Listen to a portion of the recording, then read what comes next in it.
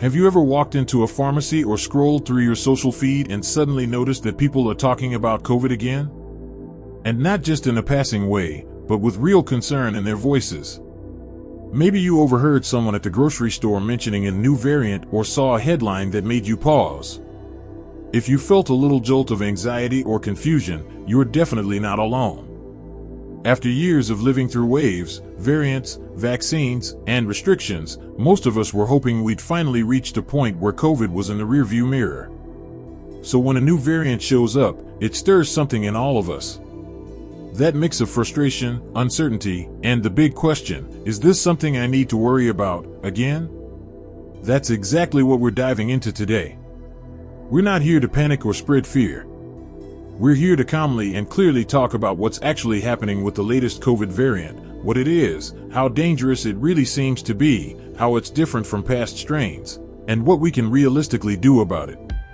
Whether you're someone who tracks every health update or you're just now hearing about this video is for you. Now, let's start with the basics. What exactly is this new variant that everyone's talking about? Viruses like COVID-19 are constantly mutating. That's just what they do, it's part of how they survive. Sometimes these mutations don't really change anything important. Other times, they lead to variants that spread faster, cause more severe illness, or manage to dodge parts of our immune system. And right now, scientists have identified a new version of the virus that has enough unique changes to make it stand out from previous ones. What's got people talking is that this variant seems to spread pretty quickly.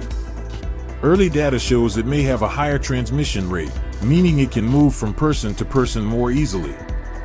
That doesn't necessarily mean it's more deadly, but it does mean it has the potential to reach a lot of people in a short period of time. And we all remember how fast things escalated back in 2020, so it's completely normal to feel a little on edge. But here's the thing, danger isn't just about how contagious something is.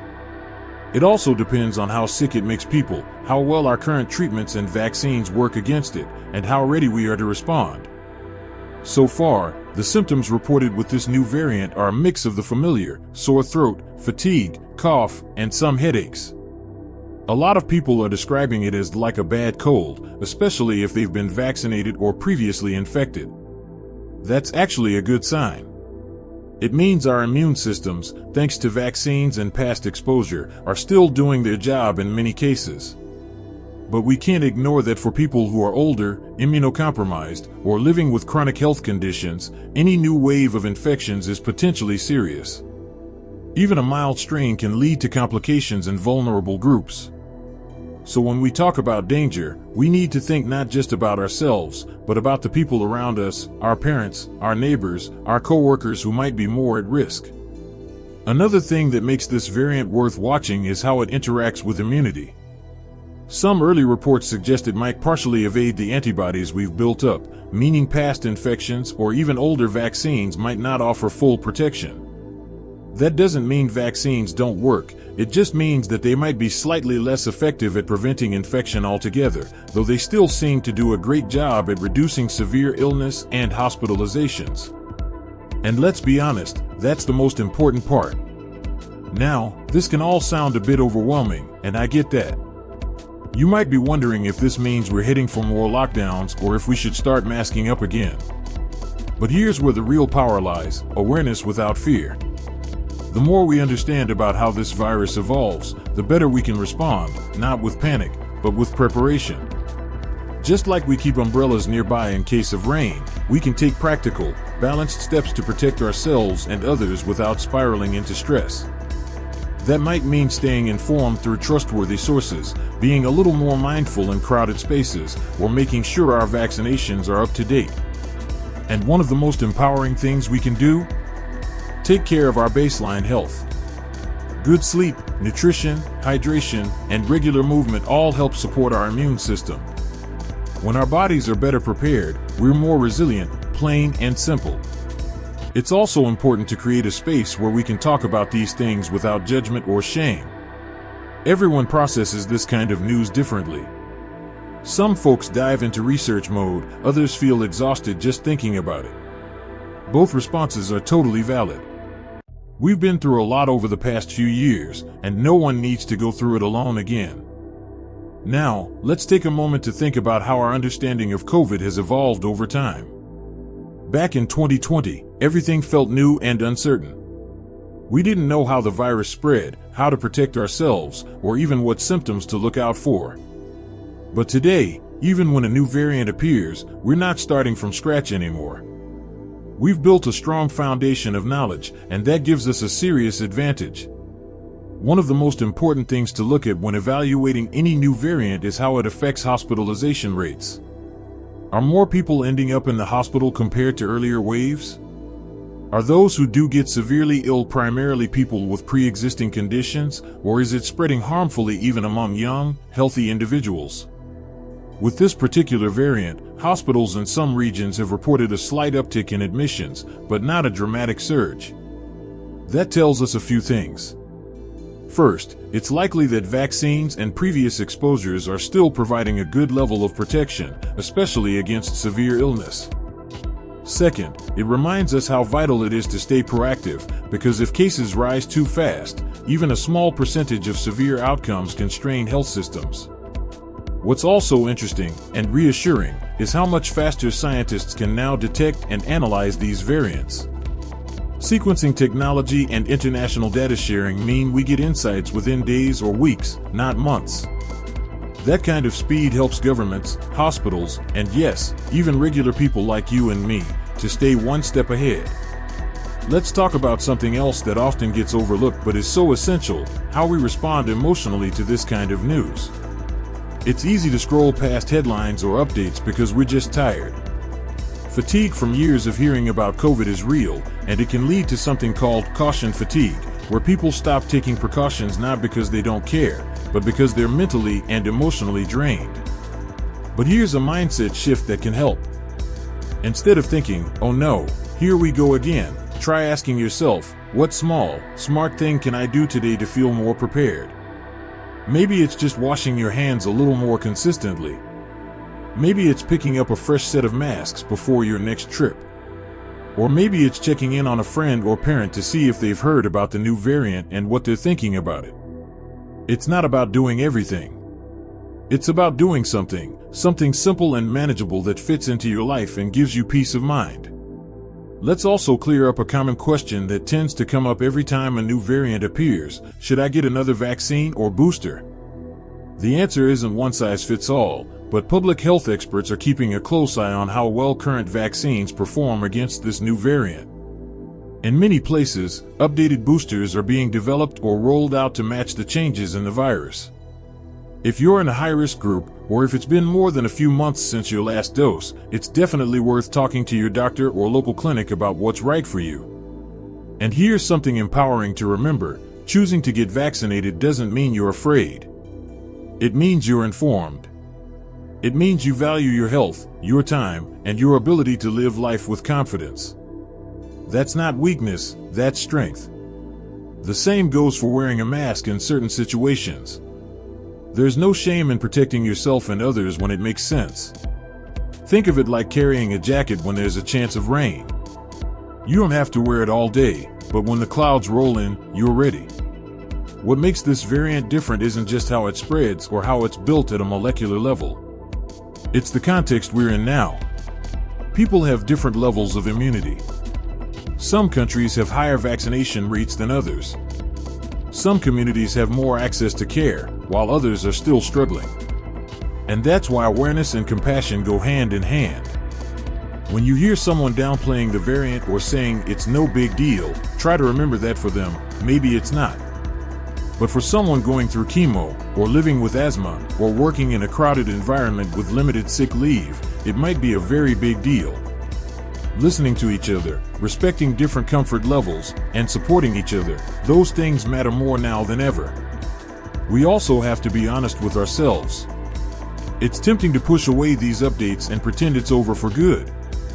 But being aware doesn't mean living in fear. It means making conscious, empowered decisions with the facts we have today. Because that's all we can do: meet the moment with intention, not anxiety. And let's not forget how far we've come. The conversations we're having now are more informed, more balanced, and more human than the ones we had when all of this began. That progress isn't small. It's powerful. Every choice you make today, whether it's getting a vaccine, encouraging a friend to stay informed, or just staying kind when others are stressed, builds a ripple effect. That's how we move through this. Not by panicking, not by ignoring, but by facing it together, with clarity and calm. One thing we've learned over the last few years is that public health isn't just about doctors, scientists, or governments. It's about all of us. And in times like these, when a new variant is spreading and questions start piling up, your voice, your choices, and your mindset actually play a huge role in shaping the outcome. Let's take a moment to look at what we can do, realistically, that has an impact. Because sometimes we underestimate how small actions stack up in big ways. Maybe it's something as simple as staying home when you feel sick, or encouraging someone close to you to check in with their doctor. These aren't grand gestures, but they are meaningful ones. They protect not only you, but the people around you, and they send a message, I care. Now, one concern that comes up a lot with each new variant is, what if this one escapes immunity? It's a valid question. Every variant comes with its own set of mutations, and those changes can make it better at dodging parts of our immune system. But the good news is, full escape is extremely rare. The immune system isn't a one-trick pony, it's layered, adaptable, and surprisingly resilient. Even when a variant slips past antibodies, your body's memory cells can still recognize it and ramp up a defense. That's why so many people who catch COVID now experience milder symptoms than they did in the past. It's not just luck, it's the result of a body that's been trained to respond. Still, staying alert matters. Scientists and researchers are constantly studying how these variants behave, how they spread, how they respond to treatments, and how long they stick around. If there's one thing we know for sure, it's that the virus wants to survive, and it will keep evolving. But so will we. This is where trust comes in. Not blind trust, but informed trust. When public health agencies adjust guidelines or recommend updated vaccines, it's not because they're guessing, it's because they're responding to data. The systems in place today are stronger than they were a few years ago. Faster tracking, wider testing, smarter response tools, they're all helping us stay a step ahead. And speaking of testing, yes, it still matters. A lot of people assume testing isn't necessary anymore, especially with symptoms that feel like a cold. But catching a case early can help you make smarter choices, especially around people who are more vulnerable. It's one of those small things that can make a big difference without disrupting your whole life. There's also a deeper layer to this that's worth talking about, and that's how we treat each other when fear and uncertainty creep in. You've probably seen it. Someone posts about a new variant online and suddenly the comments fill up with sarcasm or division. That kind of response doesn't help anyone. What we need more than ever is grace. Grace for people who are anxious. Grace for people who want to be cautious. And grace for ourselves, especially when we're tired of hearing about it all. You're allowed to be tired. You're allowed to feel overwhelmed. But you're also allowed to feel proud of how far you've come. You've adapted, stayed informed, taken precautions, and helped keep others safe. That's not nothing. That's resilience. And that's something we should carry forward, because while we can't control every twist this virus takes, we can control how we show up in our communities, our families, and in our own minds. We don't have to be perfect. We just have to be present, informed, and kind. As we close this conversation, I want you to remember one thing. This isn't about fear, it's about power. The power to make decisions that serve your health. The power to stay curious and question things without giving in to panic. And the power to help others by simply being thoughtful and aware. You're not alone in this.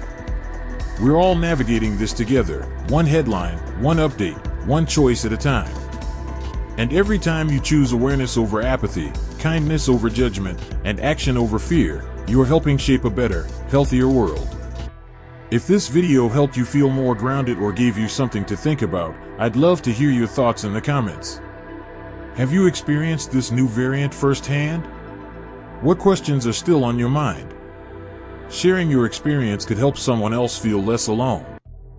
And hey, if you found this helpful, don't forget to like the video and subscribe to the channel. We're all about staying informed, staying strong, and supporting each other through whatever comes next. Thanks for being here. Take care of yourself, take care of each other, and remember, calm and clarity always win over fear. You've got this.